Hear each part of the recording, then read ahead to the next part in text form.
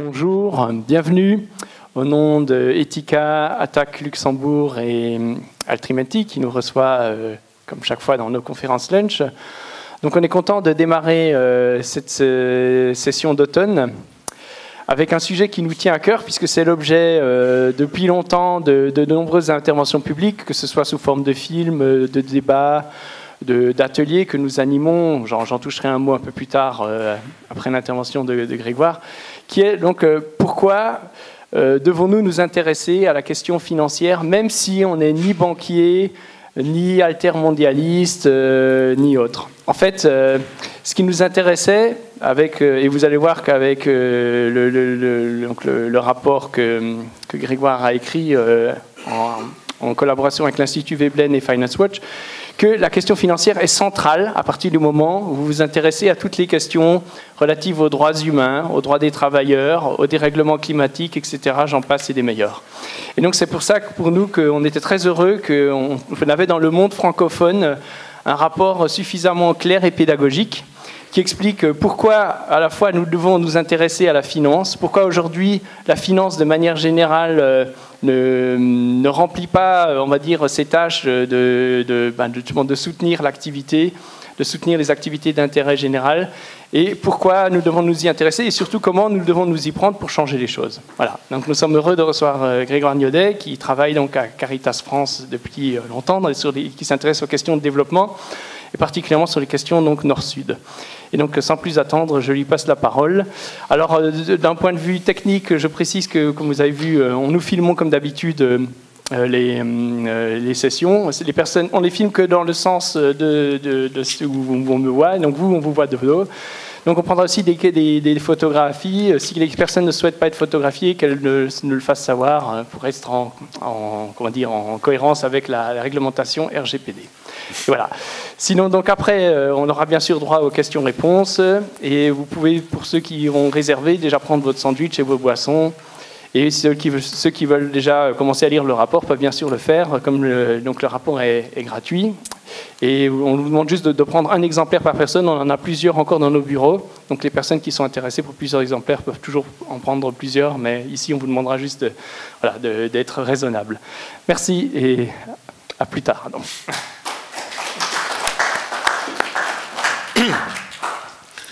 Bonjour tout le monde, merci beaucoup pour cette invitation et d'être venu pour cette conférence déjeuner.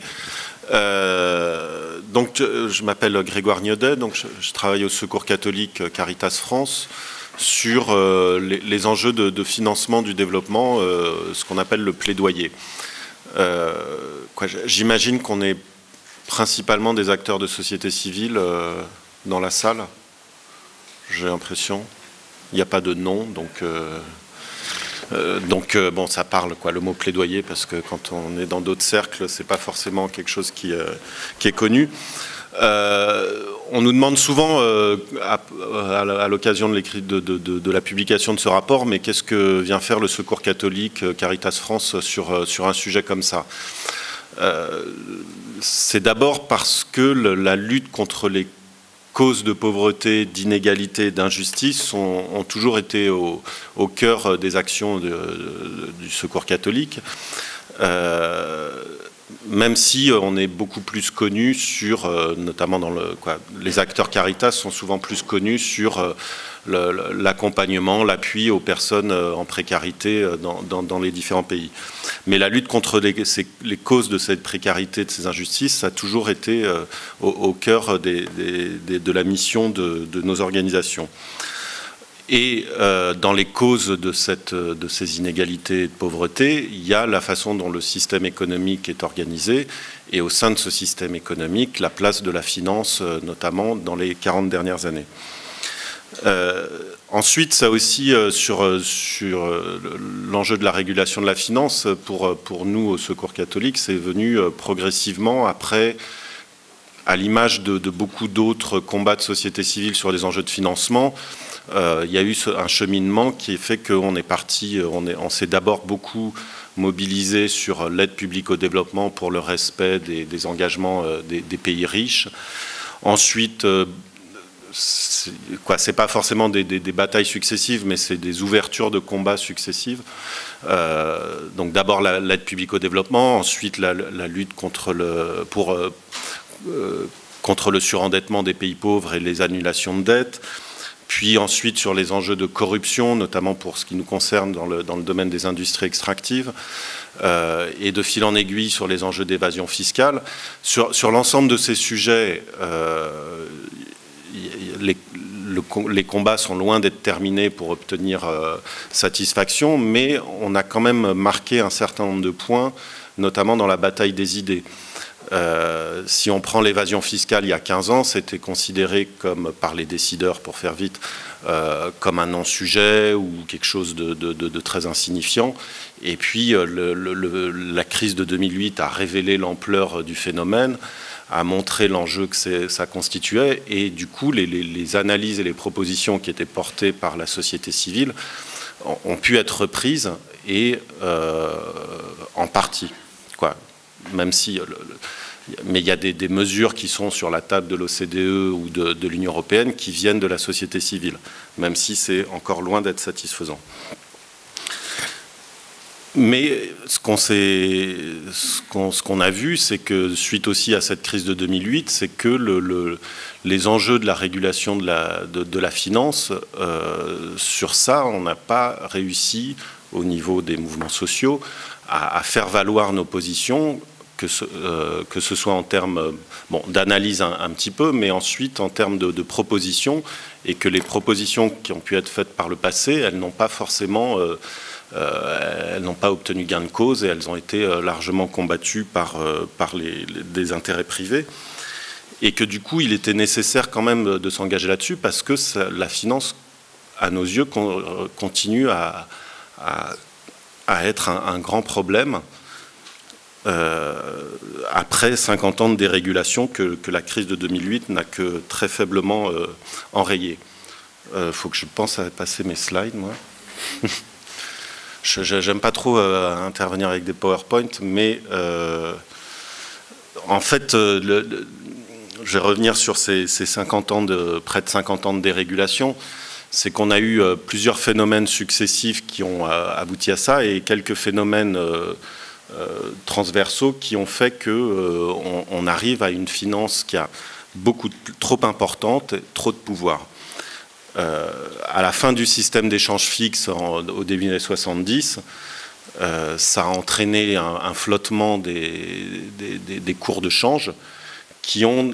une des conséquences, ça a été la croissance forte des produits dérivés, qui étaient des produits de couverture sur des risques, mais qui ont été étendus à d'autres secteurs, et surtout qui sont devenus des outils spéculatifs par eux-mêmes, c'est-à-dire qui ne correspondaient pas à une activité dans l'économie réelle.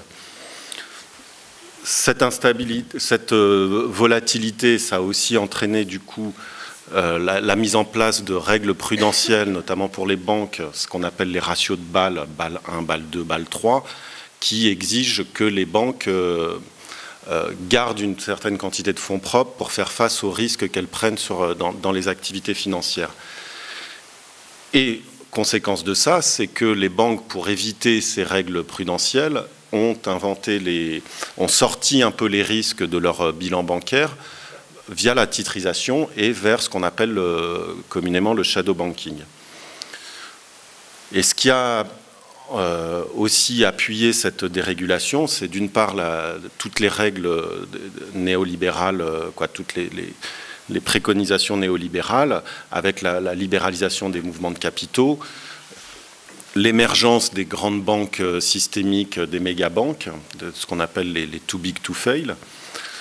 Parallèlement aussi la dérégulation du crédit, c'est-à-dire le désencadrement du crédit, qui font que les banques peuvent prêter dans n'importe quel secteur comme elles veulent, sans qu'il y ait d'incitation ou de cadre fixé par la puissance publique. Et la mise en marché des dettes publiques, avec ce credo que les États doivent se comporter comme des entreprises et du coup s'endetter auprès des marchés financiers comme n'importe quelle entreprise. tout ça, ça aboutit à trois sortes de problèmes. Premièrement, la question du risque. Quand il y a une faillite d'un établissement financier, ça se propage dans l'ensemble du système financier et dans le reste de l'économie et des sociétés. Un problème d'allocation. Là, sur ce schéma, on voit que, en fait, c'est la fréquence des crises par année, où on voit que pendant la période où il y a eu une régulation financière assez forte, grosso modo après la crise de 29 jusqu'au 2070, il y a eu une très faible fréquence de crises financières par an. Et que dès qu'on a repris après la dérégulation à partir des années 70, eh bien, on voit le nombre de crises financières ou monétaires réaugmenter fortement. Un problème d'allocation aussi un problème d'allocation des flux financiers, avec une préférence pour tout ce qui est de très court terme à rendement élevé, versus contre, alors que de l'autre côté, on a besoin de financement de moyen de long terme dans l'économie réelle et dans nos sociétés. Je pense que peut-être vous connaissez ce chiffre, c'est que si on regarde à l'échelle des 30 plus grandes banques européennes, elles consacrent plus de 70% de leur activité à des activités de marché financier, avec une très faible part de cette somme qui a une utilité pour les activités réelles, et donc moins de 30% pour des activités de financement de l'économie et de nos sociétés, c'est-à-dire tout ce qui est crédit aux entreprises non financières et aux ménages. Le troisième problème, c'est un problème démocratique. C'est-à-dire qu'on a une finance qui a pris beaucoup de place et de pouvoir et qui réussit à faire valoir fortement ses orientations dans les politiques publiques et dans les cadres réglementaires. Ça vient du fait que, déjà, il y a cette mise en marché des dettes publiques qui font que le créancier peut facilement imposer aussi ses vues à son débiteur, mais aussi à la proximité très forte entre les élites économiques et financières et les élites politiques, par les formations, c'est des acteurs qui font souvent le même type de formation, qui ont un peu le même moule intellectuel, idéologique, et qui en plus, par le mécanisme des portes tournantes, les passages de public-privé, développent une même vue des choses et une confusion des intérêts. Ça a encore été révélé ce matin en France avec le remaniement ministériel, puisqu'on a je crois que c'est une secrétaire d'État à l'écologie qui était la chef du lobbying pour Danone. On n'est jamais mieux servi que par soi-même. Donc tout ça, ces types de problèmes, ça a des impacts, tout ce fonctionnement a des impacts. Ce qu'on essaye d'expliquer dans notre rapport. Sur les pays avancés, on l'a bien vu après 2008, qu'à chaque fois qu'il y a une crise, il y a des conséquences dans l'économie, et ce sont notamment les plus pauvres qui sont touchés. Structurellement, cette financiarisation, elle renforce les inégalités. On a une spirale d'accroissement des inégalités entre patrimoine et revenus qui s'auto-alimentent et qui font que ceux qui ont déjà on ne prête qu'aux riches, et couplé à la stagnation des salaires pendant les derniers 40 ans, on fait que ceux qui avaient du patrimoine peuvent générer des revenus qui augmentent leur patrimoine d'un côté, etc., etc. Et de l'autre côté, on a des personnes plus modestes qui, pour maintenir leur pouvoir d'achat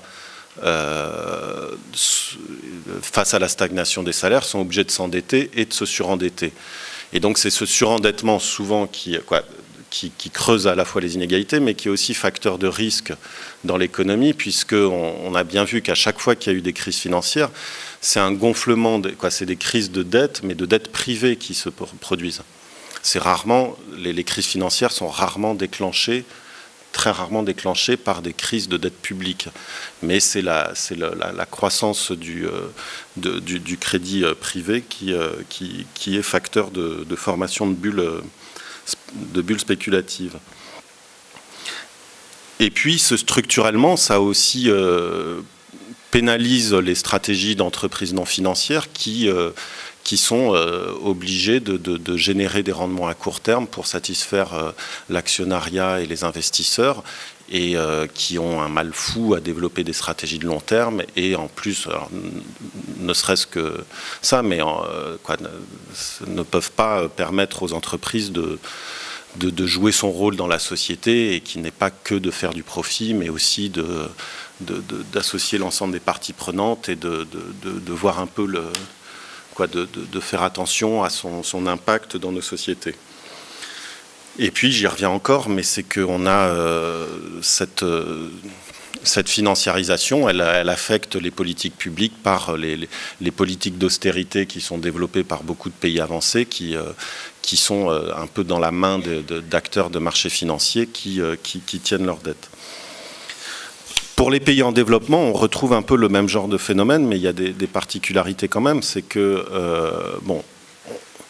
ce sont des pays qui sont aussi impactés par les crises financières dont ils ne sont absolument pas responsables. Encore une fois, on essaye de réexpliquer ce qui a pu se passer après la crise de 2008, où il y a eu quand même des retraits de capitaux assez importants, mais aussi des problèmes sociaux sur le financement des politiques publiques. Structurellement, il y a le fait que les monnaies de la plupart des pays émergents et en développement ne sont pas convertibles, donc ne sont pas considérées comme des monnaies fortes, ce qui les rend très dépendantes des acteurs de marché financiers des pays avancés, puisque c'est avec ces devises fortes qu'on peut souvent assurer son financement d'investissement. Et puis, ça les met à la merci d'attaques spéculatives sur leur monnaie. On a vu au cours des 40 dernières années beaucoup d'attaques spéculatives sur les monnaies des pays émergents, en Asie, en Russie, au Mexique, etc., en Argentine, qui vient aussi du fait qu'ils ne peuvent pas compter sur des monnaies convertibles. On a aussi une volatilité des capitaux qui fait que c'est compliqué de mener des stratégies de lutte contre la pauvreté de la part des acteurs publics, mais aussi de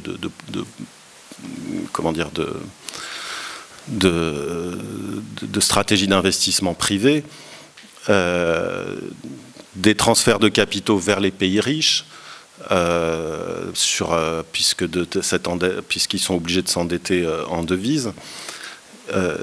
Et le fait qu'il n'y ait pas de système intérieur d'épargne pour mobiliser l'épargne locale, qui est souvent empêché par le fonctionnement financier actuel. J'essaye de suivre aussi les diapos en même temps. Ça, c'est sur les politiques d'austérité qui, on sait très bien.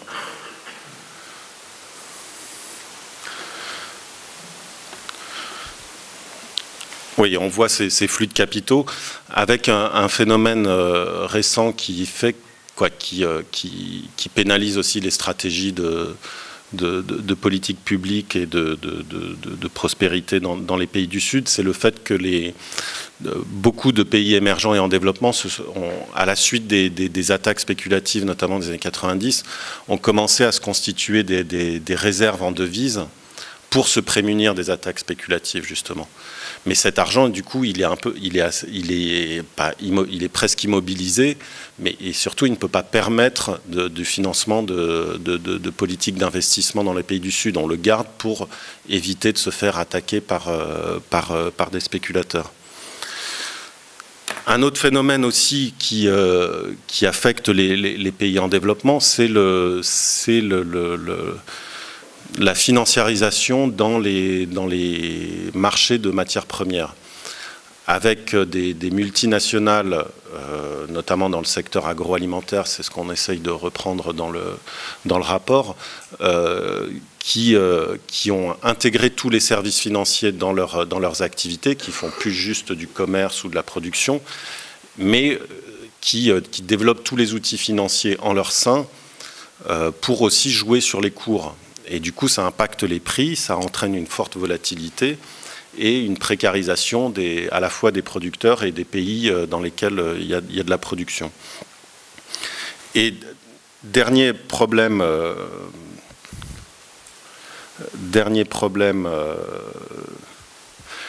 majeur pour les pays en développement, c'est le fait que c'est des pays donc, on voit qui sont impactés par la façon dont fonctionne le système financier, mais les règles de ce système financier, elles sont fixées par les pays riches. Et si on regarde là, c'est un schéma qui reprend un peu le nombre de participations dans des instances de pilotage économique et financière, on voit qu'il y a une forte proportion de pays très riches et très très peu, voire aucun pays en développement. C'est le cas de l'OCDE sur les questions de fiscalité internationale, l'OCDE, vous savez ce que c'est le club des pays les plus industrialisés. Au niveau du G20 et du Conseil de stabilité financière, on va retrouver que les pays qui ont une place financière importante. Et donc les pays qui devraient avoir voix au chapitre pour pouvoir faire valoir leurs attentes et leurs besoins par rapport aux règles internationales ne peuvent pas le faire. Et si on prend le FMI et la Banque mondiale, qui certes vont représenter, il y a une forte présence de tous les pays de la planète, mais ce sont des règles qui sont fixées par les pays les plus puissants, puisque le système de vote est fait par le poids économique du pays dans le monde. Donc voilà un peu tous ces impacts et les problèmes que ça pose, que cette financiarisation peut poser. Une question qu'on nous adresse souvent, mais qu'on peut se poser aussi légitimement, c'est que y a eu quand même cette crise de 2008 et des réformes qui ont été mises en place depuis. Principalement, elles visaient ce qu'on appelle la stabilité du système financier, c'est-à-dire la stabilité, ça peut paraître un peu jargonneux, mais c'est en fait d'essayer de mettre en place des mécanismes qui feront que s'il y a une crise d'un établissement financier, ça ne se répercute pas sur l'ensemble du système financier, sur les économies. Donc c'est une gestion de risque, les questions de stabilité. Là-dessus, il y a des règles qui vont dans le bon sens, mais elles ont été pour la plupart très édulcorées et combattues fortement par les acteurs du secteur financier, les lobbies, qui ont fait que on a soit adouci les promesses des décideurs politiques, soit une autre tactique, c'est de rendre encore plus compliqué que ça ne l'est les règles qu'on discute. Si vous prenez la loi Dodd-Frank, le grand programme d'Obama sur la régulation de la finance qui a été voté en 2010, le premier document de travail, il faisait moins de 100 pages, et on est arrivé à une loi qui fait près de 900 pages. Donc on complexifie énormément les lois parce que, vous voyez, mais il y a une exception quand même, donc il faut arriver à gérer cette exception, ou alors il faut une exemption, ou un délai supplémentaire, etc. Donc on rajoute beaucoup de choses qui compliquent l'application de ces lois, et puis après on a des acteurs qui vont dire mais votre loi est inapplicable, ça ne correspond pas du tout à ce qu'on peut le faire, vous n'imaginez pas la charge de travail que ça va nous faire, de mettre en place les systèmes de reporting en interne, etc. Tout ça. Donc c'est aussi une tactique des lobbies pour combattre l'ambition des lois, c'est de les rendre plus compliquées. Un autre problème aussi, suite aux réformes de la crise de 2008, c'est qu'on a d'abord sauvé le système financier par des injections massives de liquidités sur les marchés, mais ces injections, elles se sont pérennisées. Et je parle notamment des politiques monétaires, alors en anglais c'est le quantitative easing, là, les politiques d'aisance quantitative, où on se retrouve un peu comme si on avait fait une petite injection de morphine pour soulager le patient, et puis le patient il devient accro à la morphine, quoi. Et donc on a eu 10 ans de politique monétaire sous injection qui ont inondé les marchés financiers de liquidités, mais une très faible part de ces liquidités est revenue dans l'économie réelle. Et en plus, ça engendre toute une série de problèmes maintenant. C'est que, d'une part, ça renforce encore plus les inégalités, puisque les acteurs déjà établis peuvent utiliser ces ressources et augmenter leur patrimoine, leurs revenus. Mais de risques aussi, parce que si vous voyez là ce qui se passe dans pas mal de pays émergents ces derniers mois, c'est qu'avec cette fin annoncée du quantitative easing, et des reprises d'activité économique dans certains pays du Nord, eh ben, les investisseurs qui avaient cherché en 2008 des débouchés pour ces liquidités massives, ils sont allés dans certains pays émergents. Donc, comme on l'a vu tout à l'heure, ils se sont endettés en devises, mais eux ont des ressources en monnaie locale. Et donc doivent générer des ressources, des recettes en monnaie locale pour rembourser leur endettement en devises fortes. Et là, ce qui se passe, c'est que, par exemple, aux États-Unis, il y a une reprise un peu de la croissance, une fin annoncée du quantitative easing. Bah, du coup, les investisseurs qui étaient partis dans ces pays-là reviennent, retirent leur liquidité du fait de la libre circulation des capitaux pour les réinvestir aux États-Unis, par exemple. Et ben, du coup, en Argentine, c'est ce qui s'est passé. Retrait massif des capitaux en quelques jours. Si c'est couplé avec des problèmes politiques locaux, bah, ça fait que dépréciation de la monnaie, recours au FMI, etc. Tout ça. Donc la crise de certaines monnaies de pays émergents actuels, elle est aussi due c'est une des conséquences aussi de ces politiques de quantitative easing. Et donc c'est des réformes qui ont pu aller dans le bon sens, mais qui ont pu être contre-productives. On le voit là avec ce dernier exemple. Mais surtout, ces réformes, depuis 2008, elles n'ont absolument pas questionné le système financier lui-même et son rôle dans notre économie.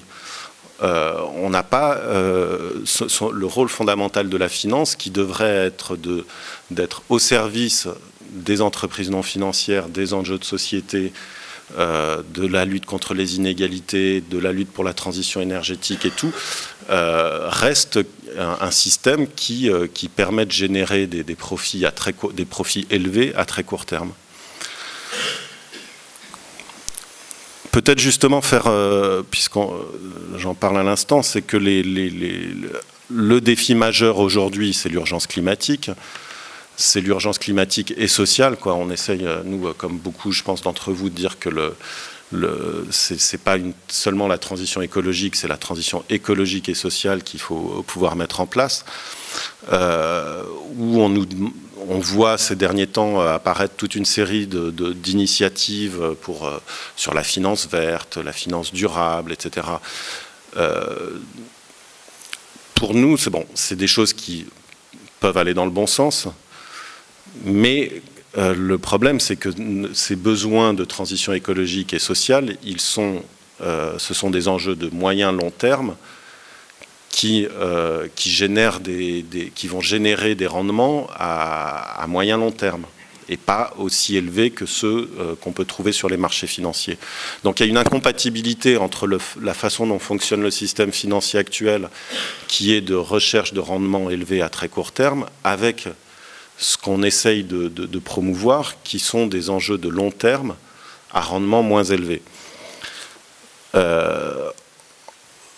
Donc, toutes les initiatives comme les obligations vertes ou toutes ces choses-là peuvent aller dans le bon sens, mais il y aura toujours un plafond de verre. Il y aura à la fois un problème de plafond de verre parce que actuellement les obligations vertes, ça représente encore à peu près 1% du marché obligataire mondial. Et en plus, on ne sait même pas si ça finance du vert. Il n'y a pas de système de suivi et de contrôle pour savoir si ces financements vont vraiment financer la transition. Il y a des labels qui font que sur ces obligations vertes, apparemment, a priori, il y a 25% d'obligations vertes labellisées vraiment vertes. Mais on peut quand même encore, comme une société pétrolière, financer l'amélioration du fonctionnement d'une raffinerie pour éviter qu'elle pollue trop avec une obligation verte.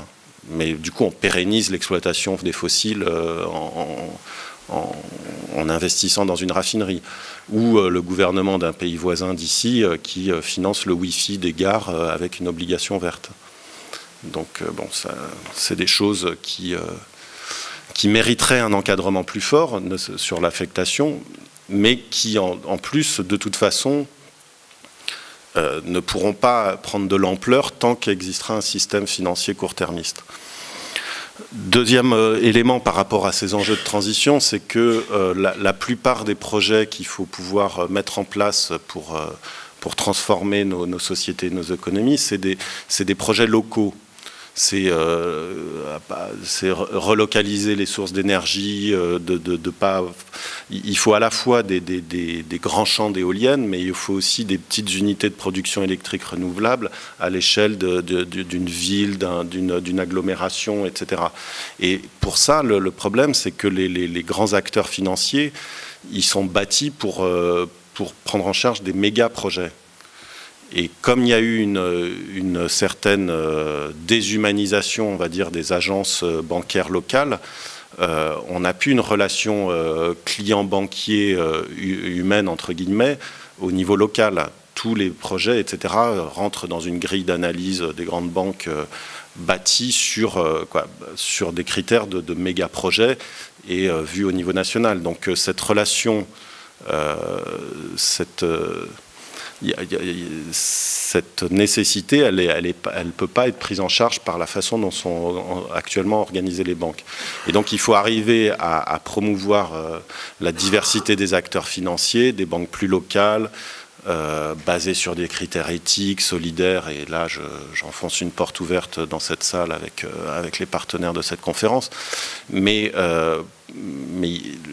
cette diversité des acteurs, elle est aussi rendue difficile par le système financier actuel, où les grandes règles qui fixent qui encadrent le fonctionnement des banques, elles sont établies à partir du modèle des grandes banques et des too big to fail. Le comité de Bâle regarde, elle, pour fixer les règles, elle regarde la Deutsche Bank, la BNP, la Société Générale, etc. Bon, une fois qu'on a dit ça, on fait quoi? Par rapport à l'ensemble de ces problèmes, nous, on a essayé de bâtir un peu un corpus de propositions pour définir un peu un chemin vers lequel, au bout duquel on pourrait obtenir une réorganisation de la finance. L'enjeu, c'est d'encadrer pour casser la logique court-termiste et réorienter les flux financiers vers les activités socialement utiles. Donc il est nécessaire pour ça que ceux qui défendent les enjeux de nos sociétés, c'est-à-dire les organisations citoyennes, de société civile, mais aussi de consommateurs, etc., puissent prendre part à la définition des règles. Et donc ouvrir les instances de régulation aux citoyens, faire que ces instances de régulation soient redevables beaucoup plus au pouvoir politique, puisque on ne l'a pas encore trop évoqué, mais dans ce grand vent de dérégulation, de financiarisation, il y a eu aussi on a voulu que les instances de régulation, donc c'est toutes les instances qui sont autour des banques centrales, soient rendues indépendants des pouvoirs politiques, parce que les politiques, sinon, ils font marcher la planche à billets, etc. Alors, ok, mais le problème, c'est qu'on n'a pas rendu indépendants ces instances des acteurs qu'ils sont censés superviser, et qu'il y a encore des liens trop forts et problématiques entre les acteurs supervisés et le superviseur. C'est le sens un peu de ce petit dessin-là. Je le retrouve. Où on voit, par exemple, un rapport d'une organisation bruxelloise d'observation des lobbies disait que sur 517 places dans les groupes de travail de la BCE, il y en avait plus de 500 qui étaient occupés par des acteurs du secteur financier. Où certains gouverneurs de banques centrales ou de responsables d'instances de supervision sont des banquiers, sont des anciens banquiers. Donc il y a cette collusion d'intérêts qui fait que à la fois les citoyens et les pouvoirs politiques qui sont censés représenter les citoyens ne peuvent pas vraiment faire valoir les besoins et les attentes. Donc réoccuper ces espaces-là, réouvrir ces espaces-là pour que les enjeux de société soient vraiment pris en compte dans les décisions d'encadrement et réorienter les flux financiers. On peut déjà utiliser un certain nombre d'outils existants comme alors je ne vais pas rentrer dans les détails, mais les taux de réserve obligatoires, les ratios prudentiels peuvent permettre de à la fois stopper ce qui est nocif, désinciter le financement de ce qui est nocif et orienter par miroir les flux financiers vers les activités socialement utiles. Mais pour appuyer ça, il faut aussi revoir le modèle bancaire et financier et donc ne délivrer, n'autoriser le statut bancaire qu'aux organismes qui s'occupent des activités de détail essentielles à l'économie réelle, épargne, crédit, moyens de paiement, et tout ce qui est activité d'affaires, d'investissement et de marché financier doit être réuni au sein d'une autre famille qui doit faire l'objet d'un encadrement aussi, parce que c'est ça aussi qui n'a pas été fait depuis 2008, c'est que les acteurs, pour faire vite, les acteurs du shadow banking n'ont pas été encadrés, mais il faut encadrer et imposer des règles prudentielles fortes auprès de ces acteurs. Et donc, ensuite, trouver ce chemin, bâtir des alliances pour arriver à mettre ça en place. Voilà, moi j'ai fini pour ma petite présentation.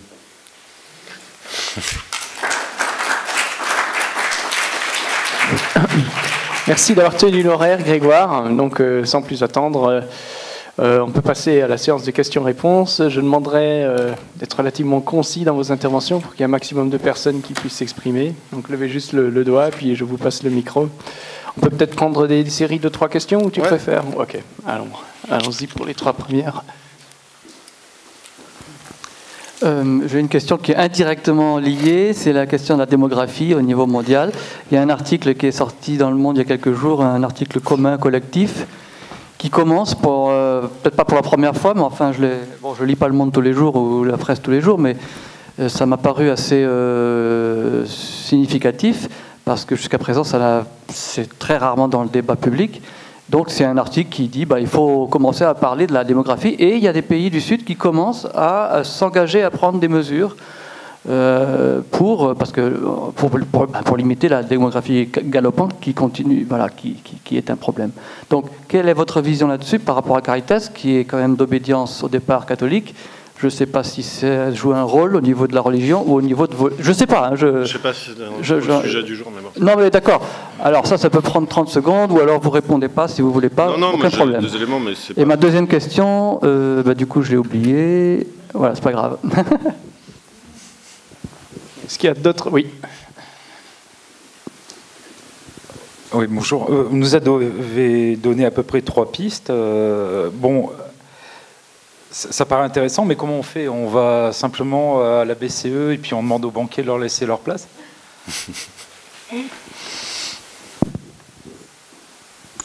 Bonjour, moi ça va un petit peu dans le sens précédent, c'est-à-dire on a finalement dans les pistes, ce serait la société civile qui devrait renforcer en fait son impact sur les décideurs. Et ça semble, je ne sais pas. Il y a quelqu'un dont on n'a pas beaucoup parlé, c'est le rôle de l'État. Je prendrai juste 2 exemples rapides sur la libéralisation de la dette en 1973. C'est une décision politique qui en France coûte 50 milliards par an, donc maintenant depuis plus de 40 ans. Ça, c'est quand même un président de la République qui a pris la décision, un ancien directeur de Rothschild, comme par hasard. De l'époque. Oui, et oui, l'histoire se répète. Il y a eu le cas de la crise grecque aussi, où finalement, quand la BNP devait perdre des milliards à cause de la dette grecque, Pebro a appelé son copain Trichet, et finalement c'est la Banque Centrale Européenne qui a payé la Grèce pour que la Grèce rembourse les banques, tout ça avec de l'argent public, mais donc c'est des décisions d'État. L'acteur qui pourrait normalement réguler la finance, c'est l'État. On a eu un président à une époque qui disait « mon ennemi c'est la finance », mais ensuite... Mon adversaire. Ouais, bon. Non, mais, oui. non, mais je suis pas un partisan de son truc, mais bon, faut pas... Mais vous l'avez très bien dit, c'est-à-dire qu'après, quand il y a eu la loi qui devait séparer les banques de financement des plein de trucs, c'est une fois de plus les gens de la BNP qui sont venus au Parlement pour rédiger la loi eux-mêmes, qui n'a eu strictement aucun impact. Et donc, en fait, ma question, c'est est-ce que c'est réalisable d'imaginer que c'est des acteurs de la société civile qui vont pouvoir se substituer à l'État pour enfin faire ce que l'État devrait faire, c'est-à-dire réguler la finance. Parce que attendre qu'un banquier fasse le bien public, c'est pas non plus son job. Le banquier gagne de l'argent, mais normalement l'État régule pour qu'il y ait une part de cette finance qui revienne vers l'économie réelle. Merci.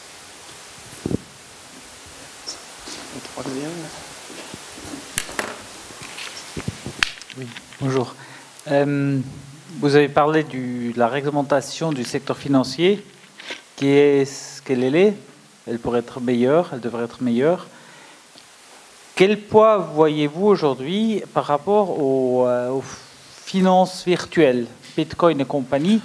Il y a certaines places financières qui veulent, le Liechtenstein par exemple, et d'autres qui veulent vraiment se spécialiser dans ça, et c'est le secteur qui n'est pas du tout régulé. Quel poids ça a aujourd'hui? Quel poids ça aura demain? Quelle opportunité il y a aussi pour les pays du Sud? On a entendu que des rumeurs comme quoi le Venezuela, la Corée du Nord avaient essayé de se faire plein d'argent dans ce secteur-là. Comment vous voyez cette dimension de la finance qui est assez récente? J'y vais. Encore une question? Oui, sinon je ferai une façon de deuxième. Bon, allez, j'y vais. Bon. Sur la démographie, bon, je ne sais pas si c'est trop le sujet du jour, mais sur cette tribune là qui est parue dans Le Monde, oui, je l'ai vue. Sans parler de l'aspect chrétien, etc., sur juste ce positionnement de grands chercheurs des pays du Nord sur la démographie de gens du pays du Sud. Déjà, c'est un peu condescendant comme posture de la part des auteurs de cette tribune. Pour faire vite, c'est le mâle blanc, mâle blanc, cheveux blancs qui dit ce qu'il faut faire aux femmes africaines. Deuxième élément, c'est que c'était par rapport aux enjeux de transition énergétique et de réchauffement climatique. On sait que ces pays, dans les populations de ces pays-là ne sont responsables que de moins de 5% des émissions de gaz à effet de serre. Et que les plus riches, notamment principalement basés dans les pays du Nord, sont responsables de près de 50% des émissions de gaz à effet de serre. Donc l'effet de levier pour assurer la transition énergétique, il n'est pas forcément, je pense, sur ces questions-là. Sur le comment faire, une fois qu'on a dit tout ça,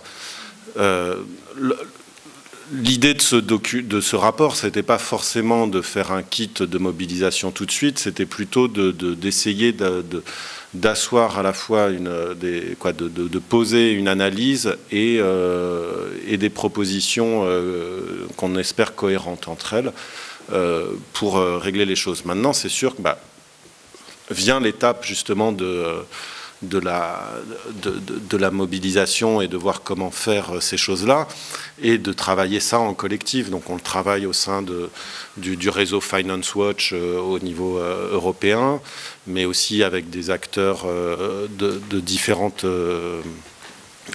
familles, quoi. Et c'est vrai que là, depuis qu'on a publié ça, on a beaucoup de contacts avec les acteurs de la finance éthique et solidaire, que ce soit à Paris ou même ici, puisque c'est à l'invitation d'Ethica que je suis venu aujourd'hui, pour essayer de voir déjà arriver à montrer l'importance de la nécessité de réguler la finance pour promouvoir les systèmes alternatifs, quoi.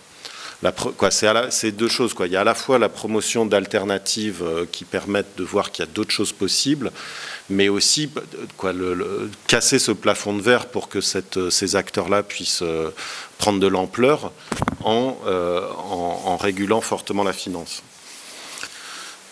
Et après, imaginer des actions qui permettent aux citoyens de se mobiliser au niveau individuel, au niveau groupe local, mais de voir aussi avec les syndicats pour voir ce qui peut être fait aussi à l'intérieur dans les comités d'entreprise des banques et tout. Donc on essaye de travailler à tout ça avec ses alliés.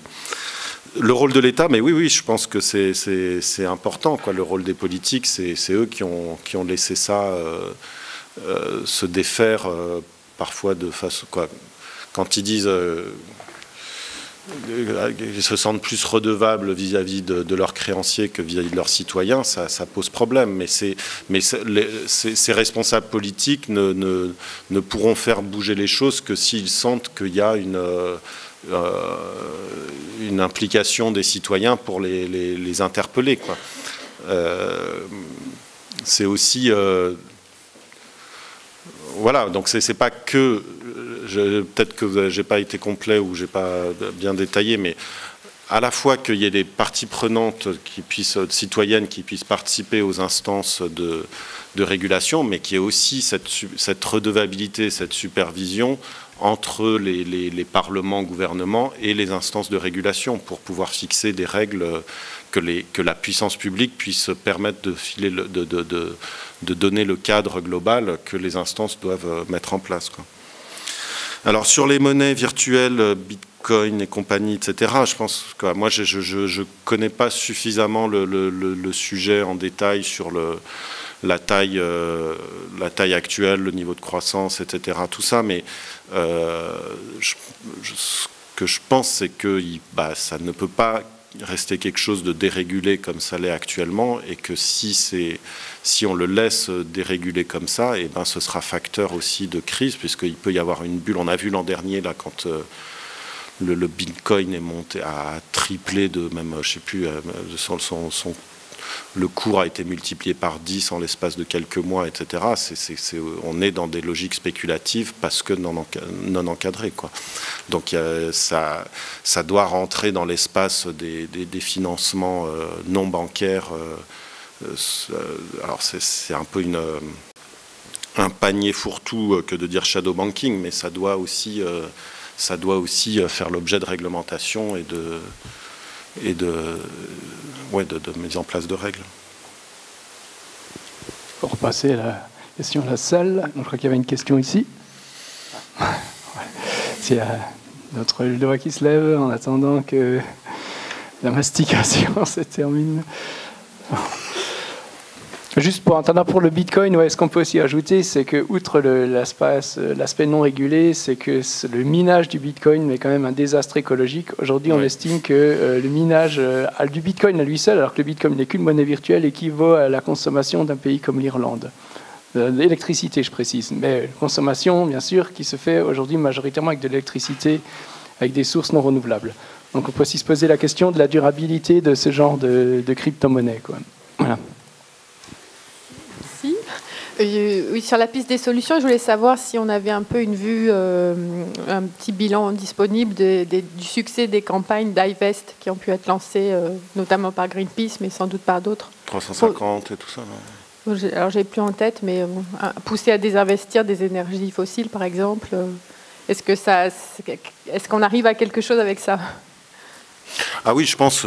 Après, je me rends pas compte des montants que ça a pris, mais il y a eu quand même énormément d'engagement, notamment en 2015 avec la COP à Paris, mais pas seulement, hein, il y a encore eu pas mal derrière. Donc, il faut poursuivre ce désinvestissement. Nous, on m'avait fait la réflexion qu'on ne prenait pas le désinvestissement dans les solutions, etc. Mais je pense que certains outils qu'on propose de réactiver structureraient et encourageraient le désinvestissement. À partir du moment où vous augmentez les pondérations de fonds propres à mettre en face de ces engagements, où vous pouvez le faire par secteur, si tu augmentes la pondération en face des énergies fossiles, tu désincites à s'engager sur les fossiles. Alors, c'est technique, mais en fait, au niveau, y a deux choses. Il y a les réserves obligatoires que des banques doivent placer à la banque centrale quand elles prennent des engagements. Donc traditionnellement, c'est des réserves obligatoires sur les dépôts pour couvrir les risques sur les dépôts, mais on peut aussi le faire sur les crédits. Et donc si une banque veut faire un crédit dans tel secteur, le taux peut être variable selon le secteur. Mais c'est à la banque centrale de pouvoir le fixer. Donc elle peut fixer un taux très élevé pour les fossiles, ce qui désincite la banque à investir dans le fossile et le rend prohibitif, quoi. Et inversement, baisser le taux de réserve à mettre en face d'un financement dans la transition écologique. Avec toujours le problème qu'il faut réussir à définir ce qui est vert, puisque ça, c'est laissé à l'appréciation des acteurs eux-mêmes, quoi. Donc là-dessus, il y a un plan d'action de l'Union européenne qui est en discussion de ce qu'on appelle la taxonomie des placements verts, qui ferait qu'on arriverait à mieux définir. Mais bon, il faudra que ça aboutisse à quelque chose d'assez ambitieux. Bonjour. Alors, quand on entend les discours des grandes banques, pour eux, ils sont même trop réglés. Pour eux, ils ont trop de législation à faire, trop de reporting. Mais en fait, ce qui m'intéresserait de savoir, est-ce que ce rapport, il a été présenté ou discuté lors des banques, enfin, avec des banquiers, des grandes banques, parce que je pense que vous avez parlé plutôt des banques alternatives. Si c'est le cas, j'aimerais savoir comment ça s'est passé. Est-ce qu'il y a eu des avis intéressants, des participations et aussi, voilà, est-ce qu'au niveau européen, comment est-ce qu'on peut agir aussi, quoi. Voilà, merci.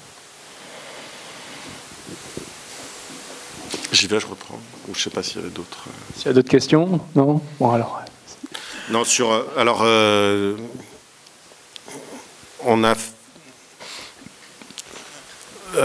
a eu moi j'ai participé là il y a quelques jours à une conférence avec justement des acteurs de la finance. Alors c'était, pour être plus précis, c'était beaucoup de responsables RSE d'assurance, de banque, mais c'était pas inintéressant.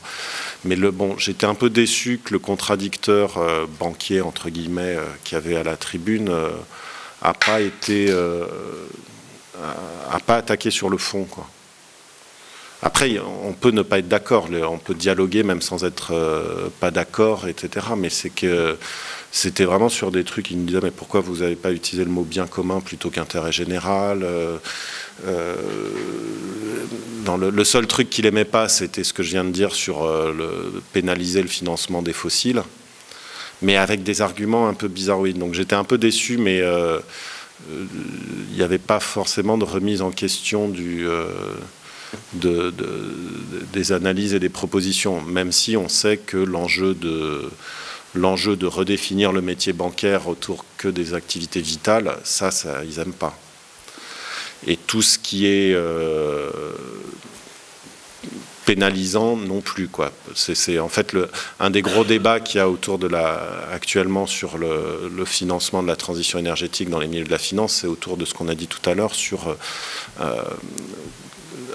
faire des facteurs incitatifs pour le financement de la transition, c'est-à-dire baisser le niveau de l'exigence de fonds propres en face des financements verts. Donc ça, c'est quelque chose que les banquiers adorent. Ça peut aller dans le bon sens. Le problème, c'est que nous, on dit d'abord pénalisons ce qui est mal, quoi, ou désincitons ce qui ne va pas, quoi. Et surtout qu'on sait mieux définir ce qui est fossile que ce qui est transition énergétique. Et donc là-dessus, les acteurs de la finance n'aiment pas. C'est pas vraiment une question, c'est plus une réflexion personnelle.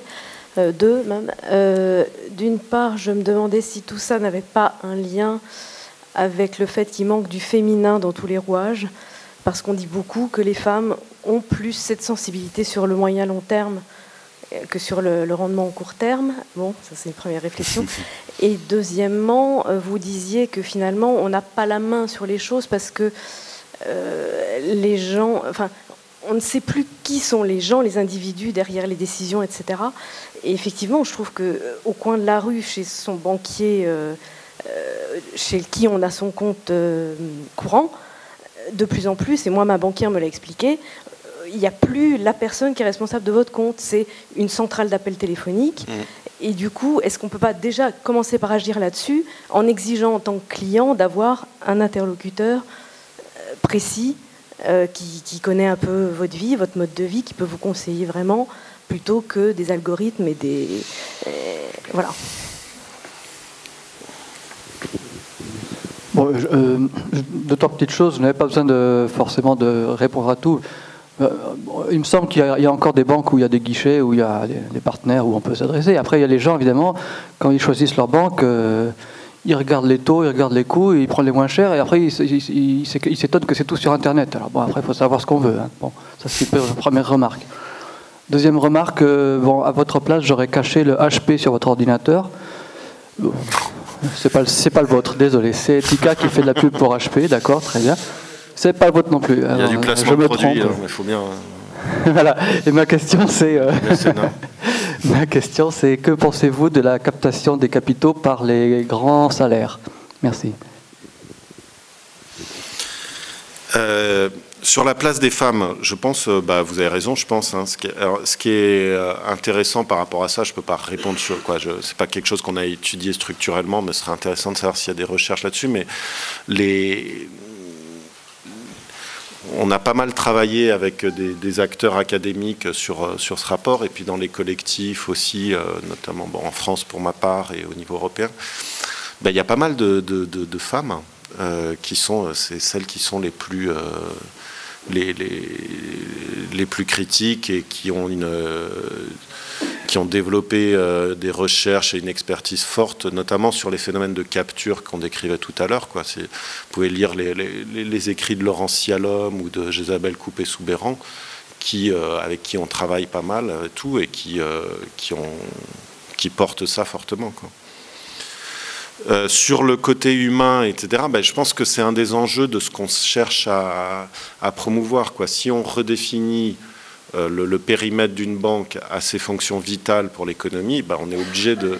Et si on veut faire face à tous ces défis très locaux de la transition énergétique et tout, on est obligé de redéployer des équipes pour faire du suivi de tous ces projets, ce suivi de clientèle, ces relations et tout. Je pense qu'on peut imaginer que ce serait un effet attendu des réformes promues pour ça. Après, sur la question de on veut tout sur Internet et tout, ça me fait penser à aller voir son banquier, interpeller son banquier, tout ça, c'est le pouvoir de l'épargne. C'est pas forcément. Alors, on dit il y a des campagnes pour changer de banque, etc. Je pense que ce qui est important, c'est par rapport à ces choix de changement de banque, c'est où je place mon épargne, parce que c'est ça qui va être déterminant. C'est pas forcément la gestion des moyens de paiement, etc. Ça à la limite, moi j'entendais je crois que c'est le président de la NEF, donc un des établissements, un peu la seule banque éthique en France qui est assez modeste. Ils font pas de gestion de paiement. Ils vont essayer de le mettre en place, mais ce qui donne du pouvoir en tant qu'épargnant, c'est où je place mon épargne qui va être déterminant pour la banque. Et c'est ça qui peut les faire un peu bouger. Mais aussi se sentir observé. C'est-à-dire que moi, par rapport à... Je vais reprendre un point là. Il nous reste combien de temps? Vas-y.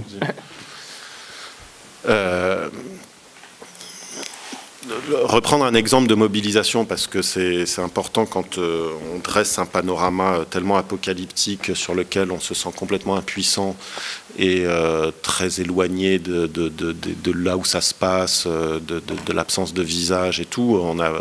On se dit mais comment je vais faire et qu'est-ce que je peux faire demain matin par rapport à tout ça.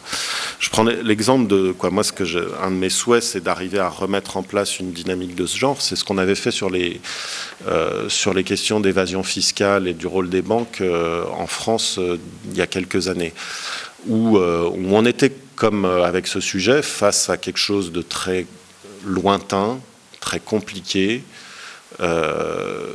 sur lequel on se sent complètement démuni au niveau individuel. Et donc on avait imaginé, ça s'appelait la campagne Stop Paradis Fiscaux, des actions à faire au niveau individuel, en groupe local, avec les collectivités locales, avec les syndicats au sein de leur comité d'entreprise. On avait imaginé que on demandait à nos sympathisants et militants des différentes organisations, écrivez à votre banquier pour lui demander ce que fait la banque dans les paradis fiscaux. Et puis quand les banques répondaient, elles répondaient souvent à côté de la plaque en disant circulez, il n'y a rien à voir, on avait mis en ligne des réponses aux réponses. On avait collecté un peu les réponses des banquiers, on avait dit si vous répond ça, vous pouvez lui redemander ça et tout. Donc ça avait généré une correspondance épistolaire plus que par mail, on revenait aux vieilles méthodes, entre des militants, des citoyens et leurs banquiers, et on avait eu jusqu'à des remontées au niveau national en disant mais qu'est-ce que c'est que tous vos sympathisants, militants et tout qui nous écrivent, qu'est-ce qui se passe et tout. C'est pas ça qui change la face du monde.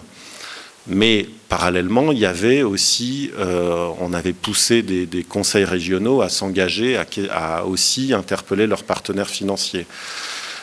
C'est pas non plus ça qui faisait changer le monde, mais l'ensemble de ces actions couplées entre elles, associées à des actions de plaidoyer dans les cabinets ministériels, au Parlement, au niveau européen et tout, avaient fait monter la sauce, avaient fait mûrir le sujet et surtout montrer la pertinence des propositions.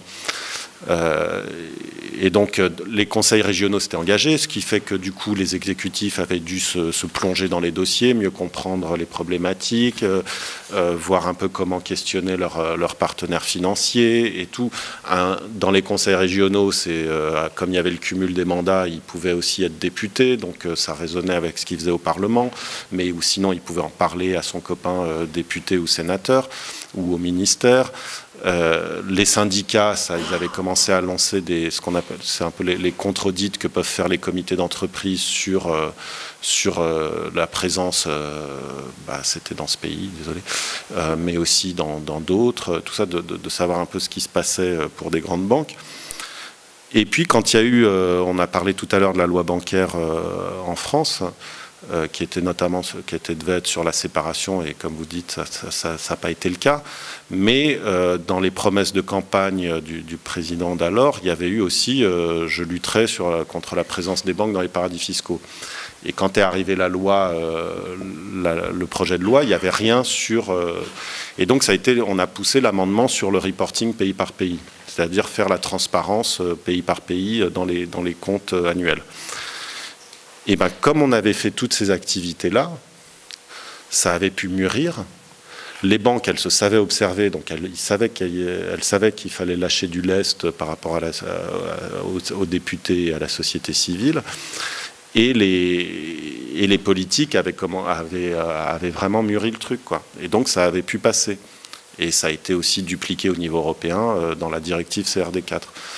Donc, c'est arriver à faire mûrir le sujet sur les analyses et les propositions au niveau individuel, etc., arriver à toucher plusieurs des acteurs impliqués dans le truc, ça permet, quand il y a une opportunité, de pouvoir la saisir, quoi. Je ne dis pas que c'est ça qui a révolutionné les choses, mais je prends comme exemple de mobilisation qui a pu déboucher sur quelque chose de positif. On va prendre les dernières questions, remarques. Oui. Oui, je veux bien revenir. Tu n'es pas venu dans un lieu anodin. Non. On est au Luxembourg. Je ne sais pas si tu as des choses spécifiques à dire par rapport au Luxembourg. En tout cas, nous, c'est un peu là-dessus qu'on voudrait un peu réfléchir. Enfin, on va se voir aussi après. Notamment le pays qui se flatte d'être la première destination des investissements directs étrangers. Qu'est-ce que ça cache ? Et puis tu as évoqué les paradis fiscaux, alors que ça c'est aussi une chose très curieuse parce que la liste elle varie souvent. Et puis on n'arrive pas à se mettre d'accord. Est-ce que Luxembourg est un paradis fiscal ou pas ? Comment ça ? Pour l'Europe, non, puisque aucun pays de l'Union européenne n'est un paradis fiscal. Donc, je pense que là il y a une multitude d'acteurs. Ici, moi c'est délicat pour moi de parler de sujets de politique intérieure quand je viens d'un autre pays. Là, et sachant que je pense que vous êtes des acteurs impliqués sur ces sujets qui peuvent porter des analyses et des propositions à ce niveau-là, quoi. Le fait que le Luxembourg est une place financière, c'est un enjeu. Mais ces règles-là, elles peuvent, dans ce qu'on propose, il y en a une série qui peuvent s'appliquer au niveau national. Il n'y a pas besoin forcément d'attendre une dynamique internationale ou supranationale. Mais la plupart des leviers pour faire bouger ça, c'est Bruxelles, c'est Bâle, c'est le G20.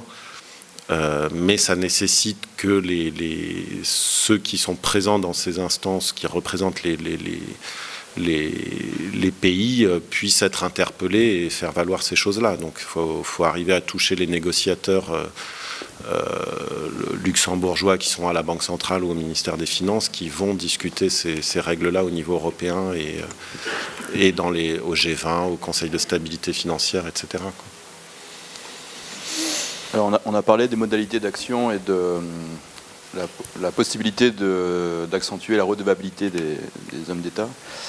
On a eu un député français qui a fait sensation dernièrement, Ruffin, en publiant en fait les noms des députés qui avaient pris une décision qui lui semblait aller à l'encontre du bien commun et de l'intérêt général. Est-ce que ça serait une piste, c'est une question naïve, de finalement faire peut-être un bilan sur les 30 dernières années des décisions politiques les plus calamiteuses au niveau de la financiarisation du monde, pas forcément pour attaquer intuitu personae telle ou telle personne, mais en tout cas pour que chaque citoyen ait accès de finalement l'impact des décisions politiques et surtout de ce que le politique pourrait faire concrètement pour améliorer les choses. Et peut-être que du coup les nouveaux députés se diraient, pour ne pas figurer sur la prochaine liste... c'est une piste, hein. Petite parenthèse, Ruffin, il n'a fait que mettre sur les réseaux sociaux quelque chose qui était déjà public, hein, puisque c'est vrai que les gars ont réagi en disant ouais, c'est des méthodes de voyous et tout. Les députés, ils avaient l'air de découvrir qu'ils devaient des comptes à leurs électeurs et que les décisions et les votes qu'ils avaient au Parlement, c'était sur le site de l'Assemblée tout le temps répertorié. Donc il n'a fait que extraire ça d'un endroit où c'était déjà publié. Donc. Mais bon, après, c'est une idée de mobilisation, hein. Je pense que ensuite, dans le paysage de la société civile, on a une assez grande variété à la fois de points de vue, mais aussi de stratégies de mobilisation pour être complémentaires entre ceux qui vont choisir de faire un peu soit des actions un peu de visibilité forte, quitte à être dans de la désobéissance civile, jusqu'à des acteurs qui vont faire du plaidoyer pur auprès des cabinets ministériels. C'est la complémentarité de tout ça qui fera que ça pourra marcher, à mon avis, quoi. C'est pas de se dire moi je suis forcément dans le vrai en faisant ça, ou moi mon voisin est complètement à côté de la plaque.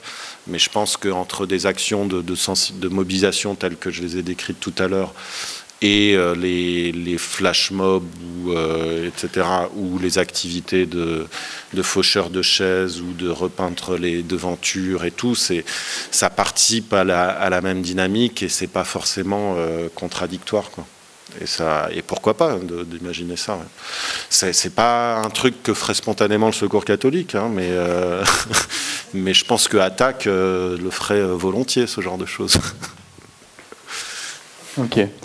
Alors, merci Grégoire pour ton intervention. Donc les personnes qui souhaitent se faire dédicacer, je sais que ça va froisser ta modestie, mais bon, il y a des gens qui aiment toujours ça, peuvent le faire. Sinon, nos prochains rendez-vous, donc, alors je vais commencer par les plus près, pour ceux qui habitent dans la région d'Ettelbruck. Demain soir, nous avons un atelier au Deichal à Ettelbruck sur le sujet des placements socialement responsables. Ce sera en luxembourgeois avec notre collègue Alexandre. Mercredi prochain, donc le 24, on va traiter de la banque Casino. Donc voilà, 2 ateliers à Deichal à Ettelbruck. Sinon, prochain rendez-vous ici, ce sera le mercredi 21 novembre pour une conférence lunch qui va traiter d'écologie et plus particulièrement des militants écologistes qui se font assassiner. L'année dernière, il y a eu 4 militants écologistes par semaine qui sont morts. pour leurs convictions écologiques. Alors évidemment, c'était plus dans les pays dits en voie de développement que dans des pays européens. Et je pense que c'est quand même important de mettre aussi le point que parfois l'engagement politique et social peut mener à des assassinats purs et simples. Donc on va traiter ça, parce qu'évidemment derrière ces assassinats, il y a des commanditaires qui sont soit des États, soit des transnationales. Et bon, derrière les transnationales, il y a évidemment des investisseurs. Donc voilà. Donc mercredi 21 novembre. Sinon, dans notre cycle Monde en Doc, on vous donne rendez-vous le lundi 5 novembre où on va présenter un film qui s'appelle National Bird. Donc on va traiter de la question de l'usage des drones militaires, particulièrement américains. Et donc la façon dont ils interviennent parfois en tuant plus de civils que de personnes considérées effectivement comme dangereuses pour la sûreté américaine. Et enfin, nous vous donnons aussi rendez-vous à la fin du mois, donc mercredi 28 novembre à City, où on va recommencer notre cycle justement d'ateliers citoyens. Donc comme on le fait à Ettelbruck en luxembourgeois, on va recommencer en français. Donc on vous donnera rendez-vous le 28 novembre à 18h avec le jeu de la ficelle. Ce sera un cycle complet où on va traiter donc toutes les questions qui sont dans le rapport et au-delà, donc à savoir justement comment analyser le secteur financier et surtout comment pouvoir le contrer en tant que simple citoyen. Voilà. Je vous remercie et je vous souhaite une bonne continuation. Non, je suis désolé pour les questions, c'est trop tard.